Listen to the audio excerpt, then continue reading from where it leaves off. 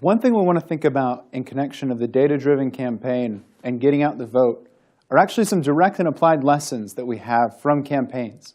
So first, and really the largest innovative part we see is the re-election campaign of Barack Obama in 2012. And to think about this from where his campaign manager had stated after the election that there will always be two campaigns. So as we think about this process, right, really focus on that. Number one, there is how do you reach voters on the internet? And two, how do you reach voters at their homes, right? At their doors where you can have some face-to-face conversations with them. It's a little more personal than, right, advertisements in your email box or advertisements off of social media. But one of the things that they started to do in this 2012 strategy actually started months after the 2008 campaign, which is good to see that our president immediately started. He's like, I want to be reelected, right? I'm going to do everything I can to start with that. This campaign, Jim Messina and others, right, begin to focus on looking at all of the numbers that they had from 2008. But what was that? Sometimes we go all the way back and say the first data-driven campaign is 2008. But really, Obama's 2008 campaign was not that different from George Bush's 2004 campaign. That in this case, the campaign after 2008 was able to look back at the number of doors they visited, the number of people they called, and also the number of voters that they were able to register. So this way they knew who, for the first time they ever voted in a presidential election, who voted for Barack Obama. And in this case, the campaign, what you're trying to look for in 2009, looking back forward, right? If you look forward to 2012, actually beginning to think about how do I get all those people that voted for us last time to show up again years later? So what the organization did was they, through a room like this, right? Yes, balloons, the Chicago flag, and I don't know, glow lights, right? But in this case, they call it the cave. We're trying to break down information based on every field organizer. That would mean that in Tyler, Texas, there is an organizer who is in charge of all the door knocks, all the phone calls, right, and registering voters. They have all that information. They also know what volunteers helped give them that information. And what they were trying to find out is what are the best ways across the country to get individual volunteers to work with individual voters. What was created in this case was a 500-page brief, right? But a 500-page binder about what are, in every situation, what did the data say was the best return on investment for actually getting people to show up to vote? And in some cases, right, register for the first time and also vote. That group, and that was created in 2011. The goal is to think about how to strengthen what was already considered a state-of-the-art field operation. What came about in 2010, I think here is directly what was called by Harper Reed, right, narwhal.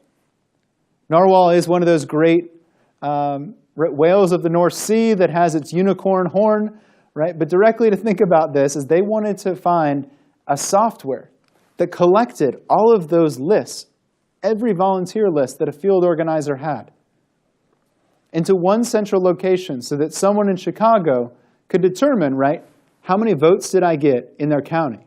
How many volunteers did I have in their county? How many volunteers spoke to a voter? These are those edges that they're looking for. And in this case, they came out with later the dashboard group. That was to say that every piece of information that was in that 500-page binder or went into creating it is now available on your iPhone. And think about that. That's a 2010 iPhone, probably the first year I ever got one. And we're now so many generations right beyond it. But in some cases, what they wanted to see is that this would be a user experience, something that people would want to be in and want to contribute information to. So this bred competition as well between each of the contributors. One of the things that this was best known for was, say, if you knocked on 50 doors in a weekend and you plugged it into your iPhone here, what you would get generated back as a report congratulating you for going and meeting 50 different neighbors and telling them to go vote for President Obama. They'd also tell you that your neighbor down the street, right, visited 125 doors. Right? That was to try and egg on some competition between the groups. The risk of this, though, and I do want to underscore this, that if you try and ever implement something like this in a campaign, is that the risk of creating such a database is that your information is only good, right, as the data that your users are putting into it. That's a difficult part of crowdsourcing, is if you get garbage in, right, your results or your predictions are going to be off. So the campaign's hope was, if they can create a good experience, something that looks a lot like Facebook, right, you're going to have, the numbers will be honest. And you'll go to it often to update it so that you're not having to recall, what did I do 2 weeks ago? Well, I'll inflate my numbers. So this social media app was actually, though, an update to the idea and a response of the Bush-Cheney 2004 campaign, where in that case, working with Karl Rove, the idea was to get all the neighbors to go out and contact voters themselves. So this sort of ended the idea of large paid call centers, of someone calling down to your district, right, from Charlotte or Minneapolis. Their idea is you don't want strangers knocking on people's doors. Think about this, when I worked on a campaign one time, here I was, someone from Florida, and I was campaigning for someone in Tennessee, knocking on their door, telling them to vote for a candidate. How effective was that? Other than me telling them who the name was of that person, right? Telling them that, hey, I'm here because that's my friend. They're like, well, what do you know about my community? What do you know about the devastation we had 4 years ago through a storm? I don't know that. I can talk to you about Gulf shrimp. Well, that's not going to help you in Tennessee, right? So what Bush-Cheney wanted to think of was, it's way more important for you to talk to someone that you know and have similar experiences with, that political socialization. And the other case was, this was all mobile. You didn't have to collect all the information. All the coordination costs now are lower in the Obama campaign than they were in the Bush-Cheney 2004 campaign. Obama took another big step, and this is what was called the Consortium of Behavioral Scientists. And I think it's important to underline this because these individuals, right, political scientists, sociologists, behavioral economists, they worked with the Obama campaign, right? These are coming from UCLA, UC Berkeley, Yale, and Harvard. They're directly trying to find out ways to run experiments that would promote, right, President Obama's initiatives and talk about what you got from his last 4 years in office and why you should re-elect him. They don't want to tell you about change anymore, right, because he is the leader. You want to talk about finishing the job. So one of the things that comes out of this is now, as an experiment, right, these were very talented and rigorous tests that were given to individual voters. One of those cases that I want to talk to you about, though, right now is that there was a mailing experiment that went out. First was this idea about how can we test ways to describe Obama's healthcare successes. And so first, there was a mailing about the regulatory reforms that happened. Ways to improve the Affordable Care Act after it was implemented. The experiment itself revealed a couple interesting points. Number one, that your responses to a survey after receiving a treatment, right, changed based off of people's age and especially their gender. Women of different genders responded differently. Older women thought more highly of President Obama's policies, right, when they were reminded about preventative care, right, and those protections. The protections for younger women. But also younger women liked President Obama's policies more when they were told about coverage for contraception or rules that prohibited insurance companies from charging women more than men. So what in a sense is, you shouldn't necessarily, in trying to run for re-election, just say, hey, President Obama, he had a healthcare reform. Do you like it? You need to follow up. This experiment showed, based on, if you know the age of the voter, if I say, do you like President Obama and what he was able to do for healthcare because he now offers more opportunities and incentives to prevent more healthcare diseases, older women will be more likely to approve of President Obama in that case. Now, if you know you're talking to a younger woman, you want to make sure that you talk to her about the idea that she won't be charged more for her health care insurance because of the health changes that she'll have in the future. This idea is reinforcing to women that if you have a baby, you won't have higher health care coverage. If you can focus their attention on that, they will approve of the Affordable Care Act, right? At least more than if you provide them with some other discussion of regulation. Another experiment focused off of Medicare. And this was run right after Paul Ryan was announced as the vice presidential candidate. The reason was Paul Ryan's choice as vice presidential candidate was he was going to lead entitlement reform. Medicare is one of those entitlement reforms.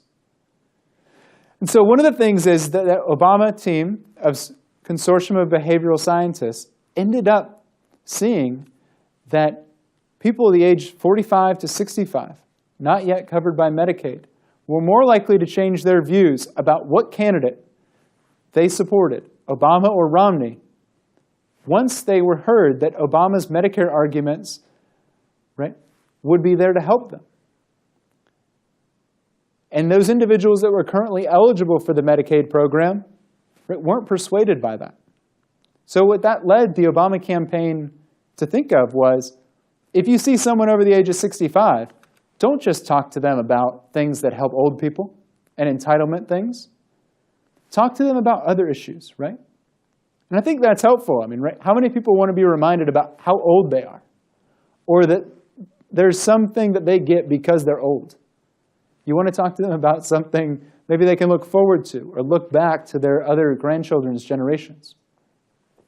What I think that this was important too is look back here. In each of these different groups and the experiments were small subgroups of 160 test cases.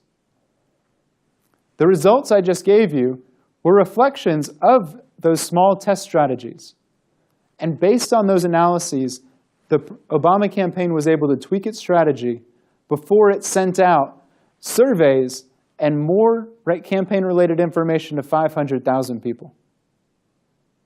That way, what I emailed you is going to be slightly different based off of what I know about you. Now, as a social scientist, I think that's poor experimentation, right? I want to give everyone the same treatment and see what their differences are. Well, that's what these social scientists did in stages 1 and 2. Stage 3 is they were there to win an election with the data that they had. Right? At some level, there's value to this. Now, in a classroom, we'll never go that far. But in one case, I want you to think about how are campaigns using this information to inform themselves and then go out and actually try and get candidates to show up for them. Going back to our idea here with the data-driven campaign and the calculus of voting, remember that what they were doing here by moving the unit of analysis not to the aggregate turnout like Downs, but to the direct individual person. The Obama campaign's their new equation is they want to increase the probability that you will vote for Obama, not Romney, not the Green Party. In this case, is going to be based off of, they're going to approach your specific benefit of what you will get from that candidate. They want to diminish your perceived benefit from your opposition. They want to enhance your perceived benefit from their campaign.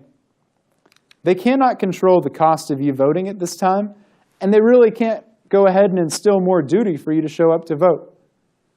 So in this case, they're banking that your perception to vote for Obama, your choice, is going to be based off of how close you think President Obama is to completing the tasks that you want him to complete. And so I think this is important for us to think about in all of these groups as we talked about competitive states before. In competitive states, we can assume that voters recognize they have a high probability of their vote mattering. That is the second P, or the first P after the equation mark. However, they're focused on this benefit, the variable that the campaign is targeted at. State laws, they control the cost. of how it is that each person, what barriers each person has to overcome, right, or distances they have to travel to vote. And duty is often highest in a presidential election. Right? Most people vote in the elections that every 4 years than they do in the midterm elections. So if you want to affect this voter choice and voter turnout, you want to maximize this benefit over those costs. And this is an example of another test that the Obama campaign did that was actually caught the Romney campaign off guard.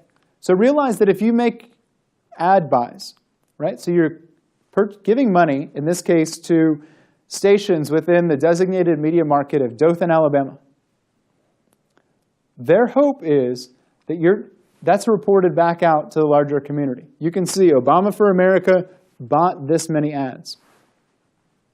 The change is to the opportunity where the Romney campaign looked back and said, why on earth did Barack Obama's campaign spend 68 ads to air in southern Alabama? Right? How many times has the state of Alabama recently gone to elect a Democrat? I appreciate that President Obama wants to get every vote, but if you're the Romney campaign, you look at this and you say, it just seems like they're wasting money. Now, what we want to focus down into is this area right here. In the red box, I've highlighted the focus of an experiment that was run. Ads were run across this entire green area. But the focus was, there are 9,000 people that live in that red box.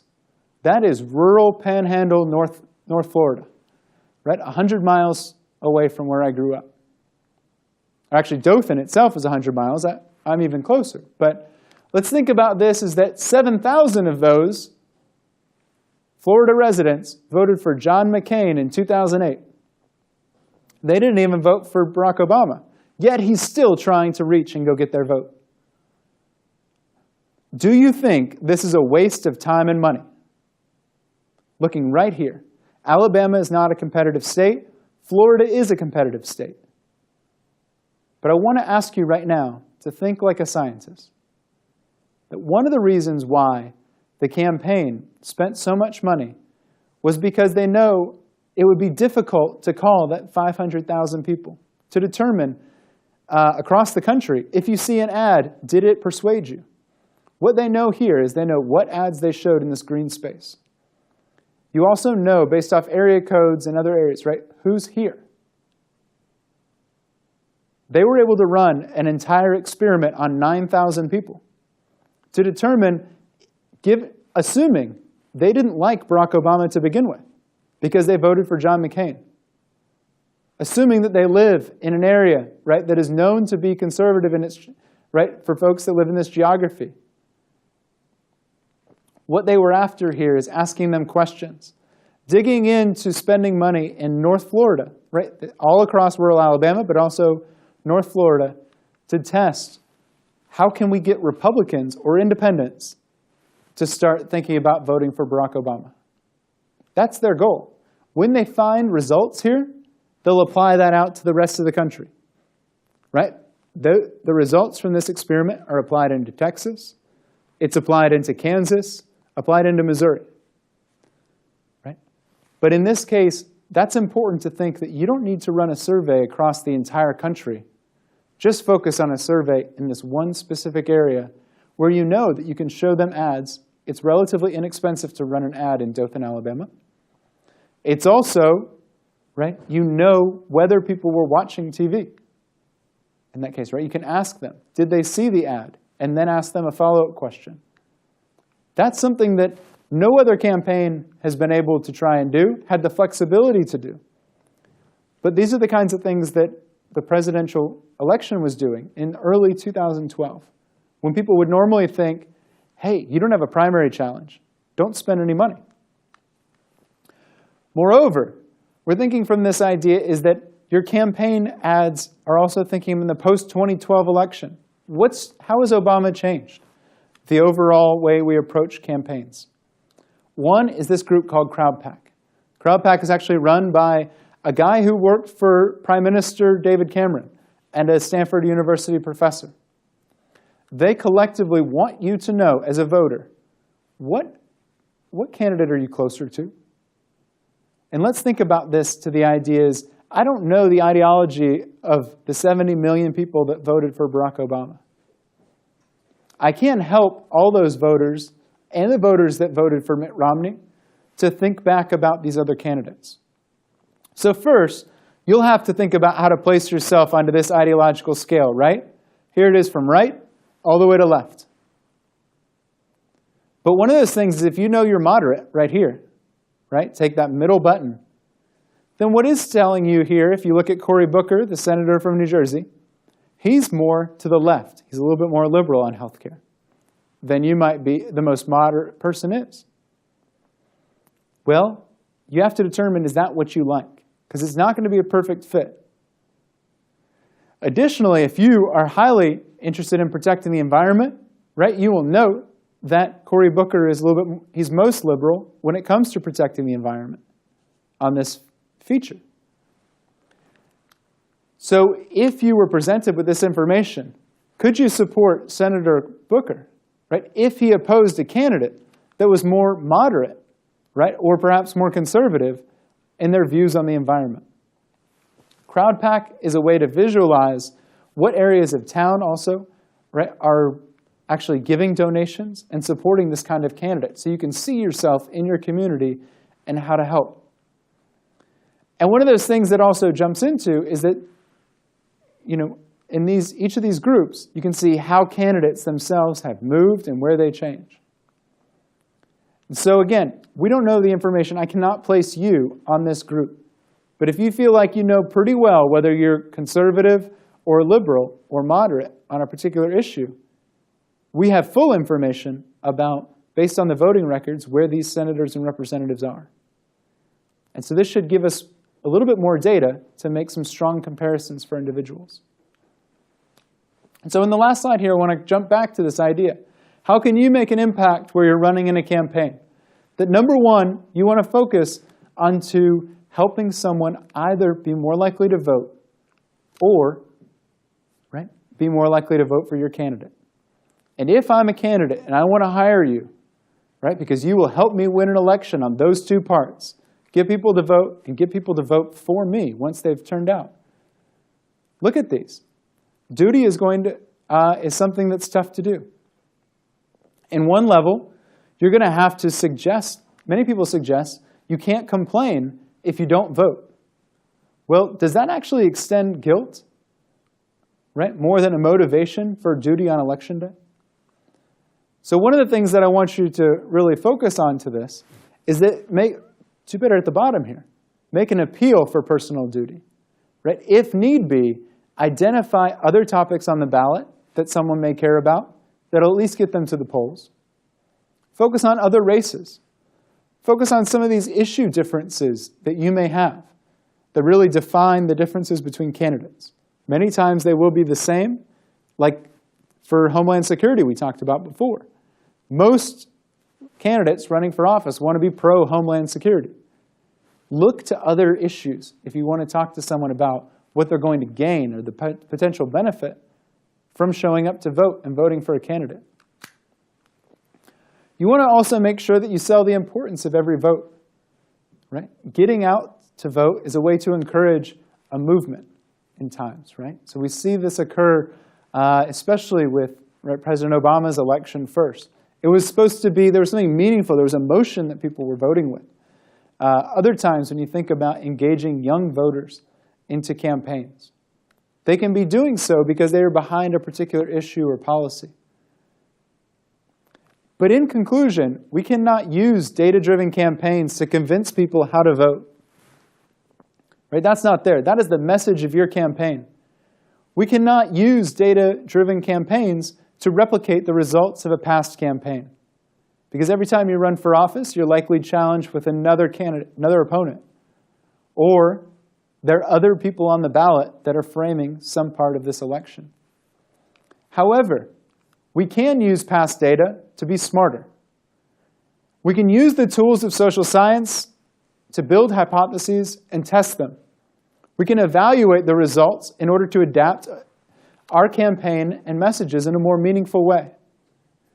Additionally, if you have your own data analysis, you can have independent information, right, in the event that reactions of pundits or the media might be telling you that you're wrong based on their experiences or how they used to do things the old way. If you're trying to do something new, you want to have data to help tell your candidate why you're doing this, right? And kind of give them an assurance. And the next part here is if we take small steps in replicating these procedures from President Obama's campaign, you do come to think about this idea at the local level. It can be meaningful, especially given that resources are scarce at the local level, and it's unlikely that your opponent will take the same kind of care and thoughtful planning, right? They feel like if they know the district, they know who to go talk to, where to go get the votes. You can know how to craft a message that might be more persuasive to those voters, right? Based on some data, taking interest in who they are. And in the next case, you'll also determine where you need those votes. And that can enhance the likelihood that you get voters to turn out, the perceived benefit that they get from your candidacy. Again, it's difficult to control that cost, but you might want to be watchful of other changes in the election laws and find ways to think about the duty, or perhaps run in a presidential election when you know that people's sense of duty is highest.